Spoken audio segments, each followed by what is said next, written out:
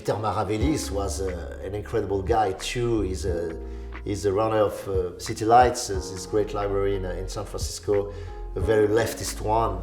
And I didn't know that there were such clever people, leftist clever people in San Francisco, and he knows very well science fiction, he's very well poetry, and he made us discover Chinatown. What's fascinating about this stretch of Chinatown, when you see these stylistic affectations and people think of them as being like very oriental, what a lot of people don't realize is that this stretch of Chinatown only came into being after the '06 earthquake. All right. When at that time, some of the most influential families were considering tearing down everything after the earthquake, and where some entrepreneurs and some like benevolent family, leaders came and said, look, we can do something for tourism that we can all benefit from.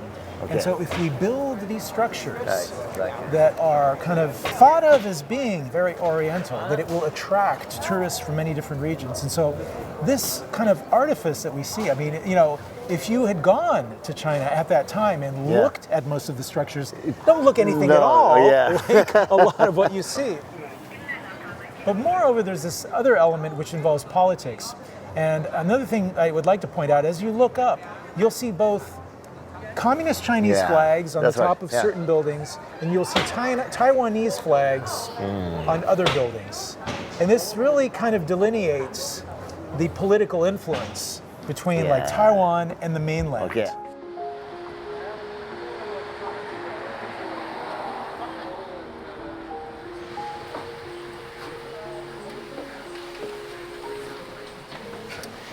So Alain, this was originally all there was of City Lights.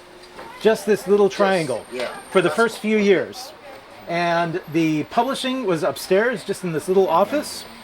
And every 10 years we would expand into a new part of the building. But when you come in, this is all you saw. And then the first extension was downstairs. There was this very thin wall, and one day Ferlinghetti was knocking and he felt hollow, and he punched a hole through the wall. And then he realized there was things down there.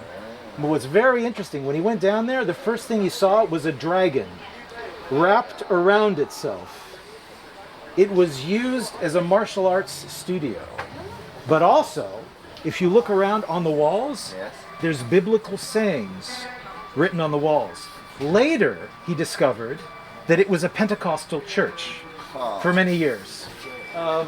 This is one of the remnants from the Pentecostal church. And if you look up there, it says R-E-M-E-M. But if we pull out the bookcase, it says, remember Lot's wife, in reference to the Old Testament. So the walls are covered with biblical sayings. So it was very strong, very dense meeting. And I learned a lot, so I listened a lot, I have listened a lot. And it was nice for me to just, keep quiet and listen and take all this thing and metabolize this thing inside my creation. So I write from that, because so many things to integrate, to reflect, to have thoughts on, and it's due to these people, to these meetings,